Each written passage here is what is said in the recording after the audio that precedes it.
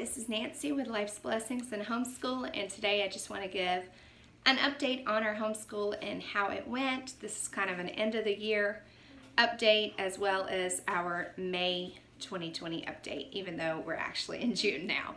So we're just going to do it all together, wrap it up today. All right, so our last day of homeschool was May the 8th. We had a wonderful, wonderful year. We had a few setbacks. We had a few moments where we just had to pause and restart, but all in all, it was a great year, and I really feel like the kids learned a lot this year. This was our first year really doing a lot of activities with both of the kids. My daughter is now 5 years old, and she wasn't technically kindergarten age, so we did some pre-K activities with her still, but she did do a kindergarten math, as well as at the end of the year, she did learn how to read. Okay, so my son is 6 years old, and so he is actually coming out of first grade. We just finished our first grade year, and time really flies. They're growing up right before my eyes, and it doesn't seem like they should be this big. Anyway, before I start tearing up, let's move on. So this summer we are still doing a little bit of morning basket activities. We just started that in the month of May. I had never done a morning basket before.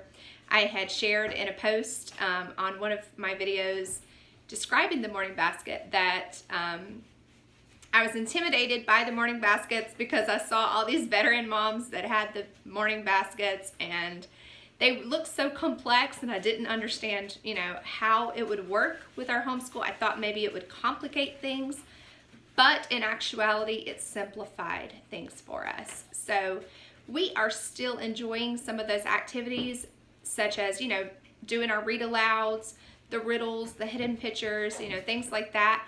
Not necessarily what we would consider academic stuff. We're not doing science, we're not doing social studies and things like that over the summer, but we are still keeping our brains stimulated. We are still learning. So now I'm going to talk about some of the things that we use, some of the curriculum that we used that worked for us, and some that maybe did not. And when I mention the ones that did not work, I'm not saying that they wouldn't work for your child. I'm not even saying that they wouldn't work for my other child. If I used them with one child and it didn't work for them, it would work with the other child because they have different personalities, Each child is an individual, and we need to nurture their education based on their learning needs and how they learn best and what things they enjoy and all that good stuff. So that is one of the beautiful, beautiful things of homeschooling, is that we can nurture the child and not necessarily learn everything as a group, because there are some things that you want to learn as a group, and then there are other things that you see that you need to individualize in a particular child. So we're going to start with math.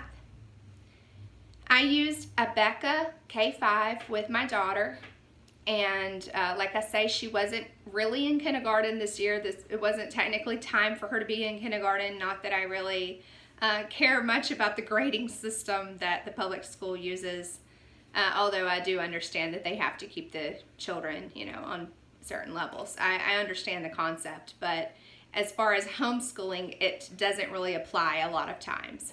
So she did Abeka K5, and I can honestly say that was a wonderful way to start with her. We had done Dollar Tree workbooks in the past to give her an idea of what math really is.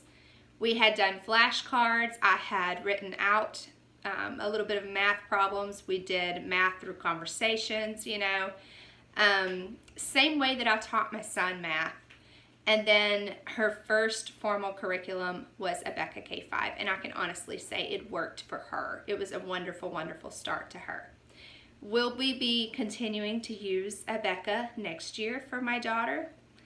Wait and see. We will do a curriculum reveal very, very soon.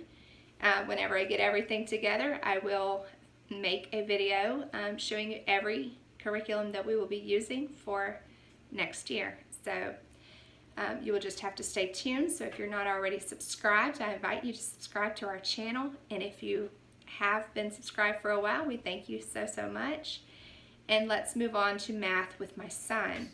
So he used Horizons first grade math, and honestly he used that for 2 years. That was his basis for kindergarten, because he had such a grasp of the Dollar Tree workbooks and all that stuff that I felt like he could move on to first grade math. So I let him do that with Horizons. Now for him, Horizons was a little bit too much. And I was able to spread the material over kindergarten, or half of his kindergarten year, I should say. We started second semester kindergarten with this, and then we used it for all of first grade, and it was still too much. I still had pages left over. And so, you know, I know a lot of moms make their kids complete the entire workbook. I couldn't do that with Horizons. It was just too much for him. Even though he had a great concept of math, and he's wonderful at math. He knows his numbers, you know, really fast. You know, he can come up with answers very quickly. He knows the concepts. He understands what they're talking about. But it was too much back and forth. They would introduce a concept, and then they would introduce another one very quickly after that, and then they would build on both of them, and then they would go back and forth between the two concepts. And that is known as a spiral method. And I just feel like my son didn't do very well with the spiral method. My daughter, on the other hand, would have, you know. Becca, that she used was a spiral method as well. She did very well with it. And in all honesty, my son did too in kindergarten. But as we started to advance to the harder stuff at the middle to end of the book, when we hit first grade, using the same book, using the first grade math for both years, I noticed that he had become disinterested, and he was frustrated many days. And even though he loved math, it was his favorite subject, he begged to do math. I'm telling you, that was the thing that he begged to do. But he was still frustrated as he was doing his math. So that let me know that it was just too much, and sometimes it just is. Now, I do love Horizons math. I recommend it, you know, for the children that can focus on more than one or two concepts at a time. It's excellent. It's an excellent workbook. So, you know, keep that in mind. I'm not saying that it's not a good program. It definitely is. It definitely is a good program. It's a little advanced, and that part was no problem with my son. He learned a lot. But I did feel like there were some gaps for him. I did feel like that there was some material that should have been introduced before we introduced other concepts, if you understand what I'm saying. So, will we be using Horizons math for him? I'm going to go ahead and tell you the truth. No, we will not. I have searched for a math for him for next year. It's something that I prayed about. I even bought another one and prayed about that, and it wasn't right, so I ended up reselling it, and we're going to go with what I feel like the Lord is telling me on that for next year. So you will see that in the upcoming curriculum reveal video as well. So, all right, ACSI, Purposeful Design Science, was wonderful. We loved it. We absolutely loved it. I don't think we could have found a better science for both of the kids to use together.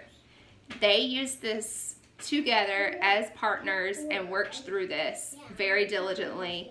And we did make it about 3/4 of the way through the book. Now, if I had done science with them every single day, we would have made it to the end of the book, but we did not. We did science a couple times a week. Because of that, we didn't make it all the way through, but we did make it most of the way through. I also paused on certain subjects that I could tell that they really enjoyed, and I would check out books from the library. I bought other supplemental books, And so, you know, we made it last longer. And so I can see we probably would have gotten through to the end of the book, even doing it just twice a week. We still would have gotten through to the end of the book had I not incorporated all of these supplemental materials. So, but I highly recommend ACSI Science. We used the first grade edition because my son was in first grade and he could read the book by himself, honestly. At least by second semester he could. He could read the book by himself, but I always read it to them for the most part. Sometimes he would read the questions out loud for them, for both of them to answer. And that's how we did it. We never did it on paper. We always did it out loud. I think at the beginning of the year, I actually did have him write the questions sometimes, or I would write the questions for him, sorry, and he would answer the questions is what I meant. He would write his answer in.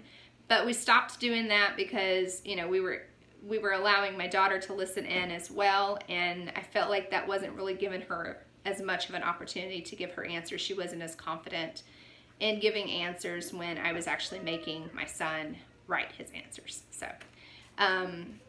we learn a lot when we're homeschooling. A lot of times we start out one way and then we see that it's not the right way, and so we change, and here we are. So this is definitely a journey. If you're homeschooling your children, then you know what I'm talking about. It's definitely a journey that we are on as well, not just the kiddos, but us as well. We have to learn with them, we have to learn for them, and learn how to teach them. So Harcourt language is what I used with my son for his language arts.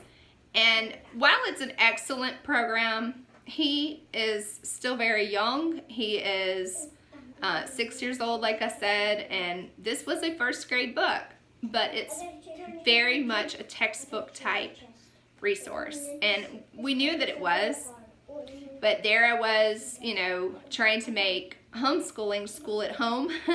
A little piece of me still had that in my mind, that it had to be school at home. And it does not. It does not have to be school at home at all. So I've seen a lot of veteran moms use Mad Libs and things like that to teach language arts, and I think that's awesome. I don't think he's quite ready for Mad Libs yet. Maybe not this coming year, but the next year. I'm certainly interested in that. I've shown him Mad Libs, and he's a little terrified by them. So it's a little overwhelming to him right now to have to name all the parts of speech and all that.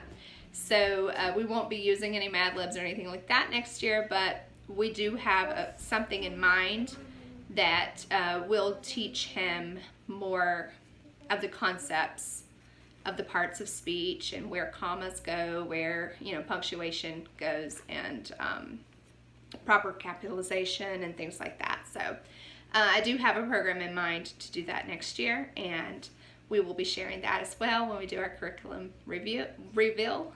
And I'm going to link down below in the description box all the resources that I shared with you in the past for our daughter and our son for the year of 2019-2020. So I am going to do that down in the description box, and I hope you go back and watch those videos if you haven't already, and I hope that this has helped someone out there. And thank you so much for watching. Like I said before, if you haven't subscribed, please go ahead and hit that red subscribe button. We'd love to make you a part of our YouTube family. Give us a big thumbs up for this video so YouTube will recommend this video to other homeschool moms who are in need of something like this. Thank you so much, and God bless. Have a wonderful, wonderful week, and be safe.